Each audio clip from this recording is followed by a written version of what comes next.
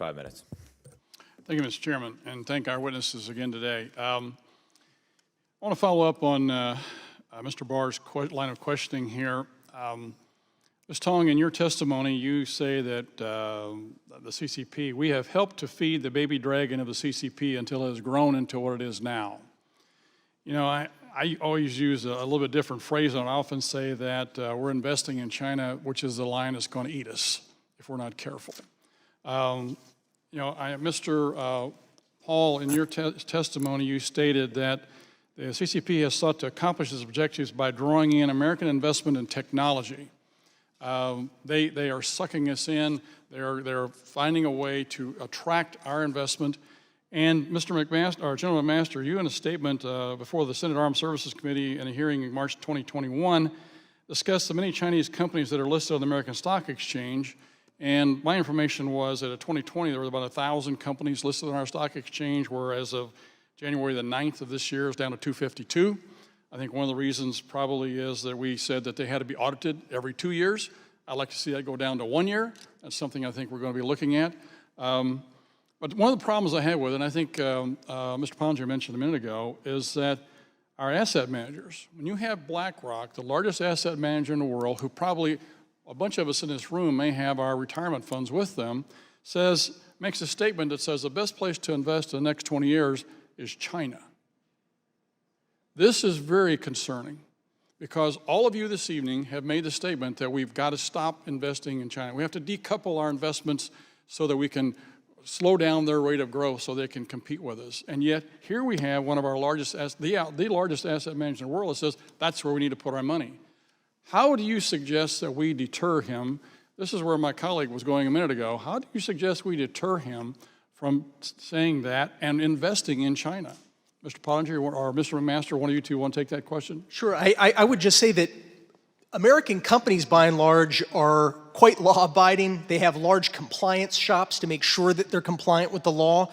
I think that companies will follow the guidelines if they are painted brightly, and that is the work of this committee. It's incumbent upon the executive branch to have executive orders that make clear what the left and right lateral limits are for what we can invest in, sir. Mr. General McMaster. Congressman, thank you. I think the way to do this as well is to maybe inform your work is with case studies, and we're working at the Hoover Institution on case studies that will illuminate how U.S. investments, private equity and venture capital investments have enabled the People's Liberation Army in some circumstances. For example, some massive several $100 million investment in a company in 2014. That company now provides all the battlefield artificial intelligence for the People's Liberation Army, and also how our investments have enabled really the Chinese then to double down on state support for certain sectors that then drive our industries out of business. You mentioned battery manufacturing, you know, wind turbines, solar. I mean, the list is vast. So I think that really shedding the light on this is important because I think so many fund managers have been under this idea of you know, maybe, you know, some sort of soft-headed cosmopolitanism or a belief again in this assumption that China is going to become just like us. Thank you for that. I want to make a point here, though. It would seem to me that, you know, I read somewhere the other day that it takes about $300 billion a year for them. And I think, Mr. Pollinger, you mentioned something about the cost to deter and incarcerate and surveil the Chinese people. It costs about $300 billion a year, a figure I saw somewhere. If you look at our trade deficit, that's $383 billion. I think that's in Mr. Paul's testimony. So basically, we're paying through our trade deficit for the Chinese government to surveil and incarcerate and build detention centers, prisons, for their own people. Was that a fair statement? I think it is, sir. A question for you then. I know you gentlemen have talked about ways to perhaps legislatively do this. I think we also need to have the American people behind us when we do this. We need to have them understand that they can't necessarily go for the highest return on their investment in China. They're going to have to start looking someplace else. So how would you recommend we sell that to the American people? Ms. Tong has got a fantastic story there to tell of what goes on in China today.